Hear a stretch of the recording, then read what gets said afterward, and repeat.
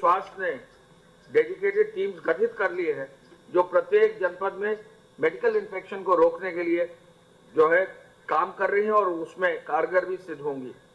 आपको मालूम है कि कल समीक्षा के दौरान माननीय मुख्यमंत्री जी द्वारा यह भी कहा गया था कि मेडिकल इन्फेक्शन न हो तो अस्पतालों में जो मौजूदा वेस्ट है, बायोमेडिकल वेस्ट है, उसका सुरक्षित डिस्पोजल किया जाए। इसलिए जो टीम बनाई जा रही है उनमें एक एनवायरमेंट इंजीनियर को भी लगाया जा रहा है, जिससे सभी अस्पतालों में इस बिंदु पर भी मेडिकल वेस्ट डिस्पोजल की भी समीक्षा की जा सके। ये चीज जो है अनिवार्य रूप से कोविड अस्पतालों में ही नहीं, अन्य भी जहां भी चिकित्सकीय गतिविधियां किन्हीं अस्पतालों में हो रही हैं, इसकी व्यवस्था करने का उन्होंने निर्देश दिया है।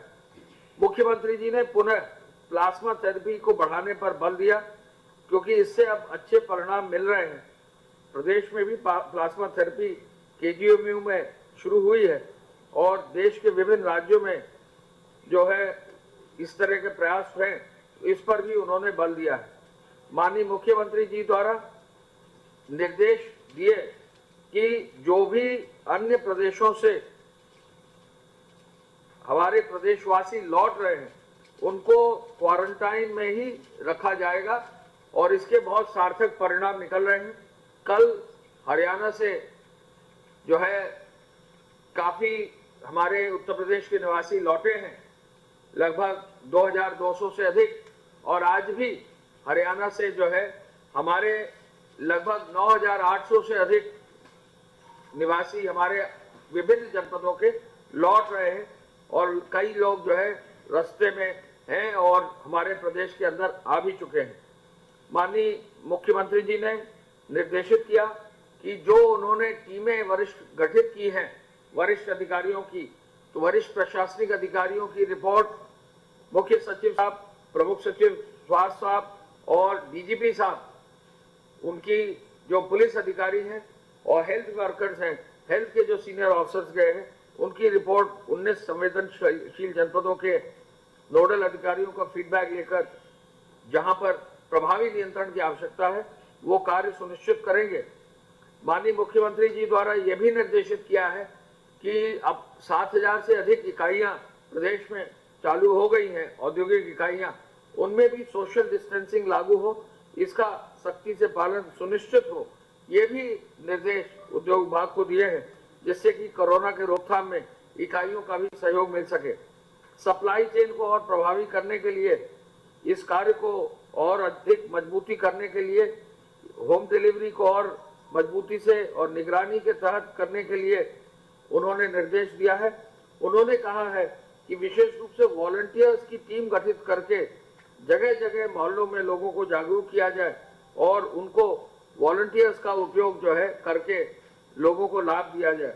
शेल्टर होम्स की नियमित सफाई हो, सैनिटाइजेशन हो और शेल्टर होम्स को जो है हर हाल में जियो टैग भी कर दिया जाए। अब जियो टैगिंग भी जो है शेल्टर होम्स की शुरू कर दी गई है। जो हमारे पूरे प्रदेश के लॉकडाउन की व्यवस्था है उसमें कहीं भी भीड़ इकट्ठा ना हो, इसके लिए पुनः उन्होंने निर्देश दिए हैं और कई जगह आपको मालूम है कि ड्रोन से भी जो है पेट्रोल जो समीक्षा की जा रही है, ड्रोन से भी जो है वॉच रखा जा रहा है, पेट्रोलिंग भी बढ़ाई जा रही है, सोशल डिस्टेंसिंग को भी फॉलो किया जा रहा है। बड़े सार्वजनिक कार्यक्रम ना हो, ये निर्देश उन्होंने दिए हैं और इसके लिए भी बड़े सार्वजनिक कार्यक्रम आगे ना हो, ये भी निर्देश दिया है, जिससे कि आगे सोशल डिस्टेंसिंग कोई दिक्कत ना आए। सोशल मीडिया की निगरानी पर भी उन्होंने विशेष बल दिया है और जो कम्युनिटी किचन है उनको एसीएस रेवेन्यू साहब को कहा है कि उनकी भी जियो टैगिंग अब कर ली जाए और वहां पर जो भी लोग काम कर रहे हैं वो जो है कम्युनिटी किचन से क्वारंटाइन सेंटर तक पहुंचाने का और डिटेल उनका व्यक्तियों का जो क्वारंटाइन सेंटर में है उनके नाम, पते, मोबाइल नंबर भी इकट्ठा करने का निर्देश दिया है। माननीय मुख्यमंत्री जी द्वारा यह भी कहा है कि जो व्यक्ति रुपए का कार्ड यूज कर रहे हैं, जो लेन देन के लिए जो है कार्ड का इस्तेमाल कर रहे हैं, उसको और बढ़ावा दिया जाए। ग्रामीण सेवाओं को जो है जो कॉमन सर्विस सेंटर्स हैं उनके माध्यम से और बढ़ाने का उन्होंने निर्देश दिया है। जो ग्रामीण ग्राहक सेवा केंद्र हैं। राज्य सरकार के लॉकडाउन में जो भी हमारे श्रमिक हैं उनको और अधिक रोजगार देने पर, मनरेगा को और मजबूत करने पर आज उन्होंने निर्देश दिया है। मैं आपको ये बताना चाहूंगा कि लॉकडाउन में बहुत अधिक मात्रा में 188 के अंतर्गत कार्रवाई कर दी गई है और अब तक 30,931 एफआईआर दर्ज हो गई है। और इसके साथ साथ लॉकडाउन में गाड़ियों का, वाहनों का भी जो है चालान किया गया है और कल लगभग अब तक सघन चेकिंग में 31,000 वाहन भी सीज कर दिए गए हैं, उन पर भी कार्रवाई की गई है। हॉटस्पॉट क्षेत्रों में अब लगभग 402 हॉटस्पॉट्स है, उन पर भी जो है प्रभावी कार्रवाई की गई है और उनको भी आगे बढ़ाया गया है। जो हमारे सप्लाई चेन है वो निरंतर उसको मजबूती से किया जा रहा है। एपीसी साहब की अध्यक्षता में जो कमेटी है वो जो है वहां पर फल सब्जी के डिलीवरी के लिए 44,000 से अधिक वाहनों से डिलीवर करा रहे हैं। 36,82,000 से अधिक लीटर दूध वितरित कराया जा रहा है। 51,000 से अधिक होम डिलीवरी की सहायता ली जा रही है। इसके साथ साथ अब तक 3 करोड़ 20 लाख राशन कार्ड पर वितरण हो गया है, जो काफी मात्रा में 3 करोड़ 55 लाख के हिसाब से काफी अच्छी मात्रा में वितरण भी हो गया है। फूड पैकेट्स भी कल भी 3 करोड़ 20 लाख 52,186 राशन कार्ड पर वितरण हो गया।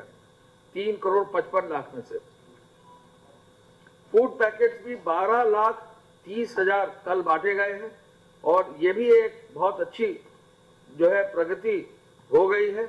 और किसी न किसी रूप में गेहूं क्रय केंद्रों को भी मजबूती से आगे बढ़ाया गया है।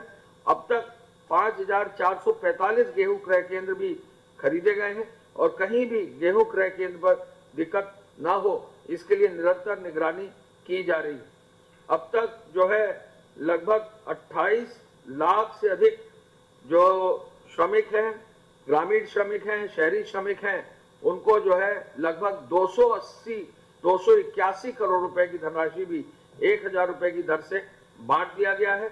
हम ये भी आपको बताना चाहेंगे कि राजस्व विभाग द्वारा जो हमारे क्वारंटाइन सेंटर्स हैं उसमें जो हमारे बाहर से श्रमिक आ रहे हैं उनके भी रहने की एक अच्छी व्यवस्था करने का निर्देश दे दिया गया है। हम आपको ये भी अवगत कराना चाहेंगे कि निर्माण कार्य में बहुत तेजी आई है।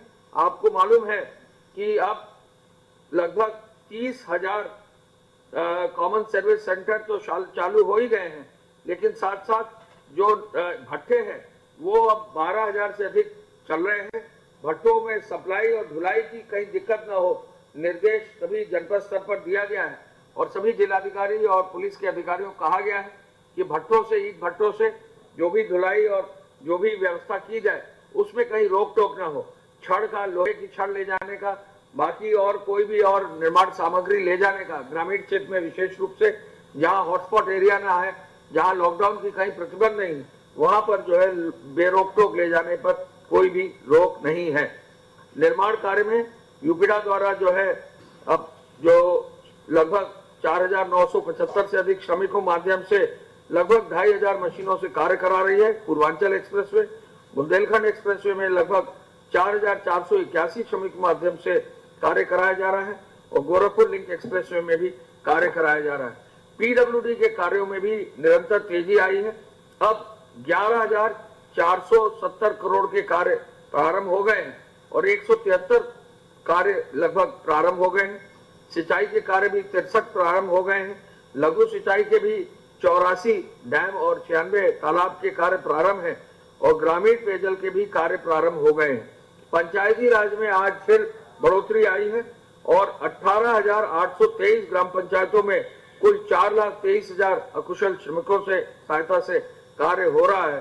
तो ये भी एक बड़ी संख्या में लोग कार्य कर रहे हैं। मैं आपको ये भी बताना चाहूंगा कि कल जो है हमारे पास कुल मिलाकर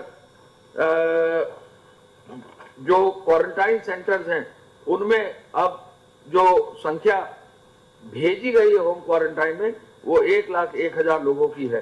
तो काफी अधिक संख्या में लोगों को क्वारंटाइन सेंटर्स भी भेज दिया गया है। मैं पुनः इस अवसर पर बताना चाहूंगा कि आप लोगों को कि हर हालत में लॉकडाउन को पालन करने के लिए जो वरिष्ठ अधिकारियों को टीम को भेजा गया है उसकी समीक्षा वरिष्ठ अधिकारी आज करेंगे और कार्रवाई सुनिश्चित करेंगे। प्रमुख सचिव स्वास्थ्य महोदय। धन्यवाद। प्रदेश में अभी तक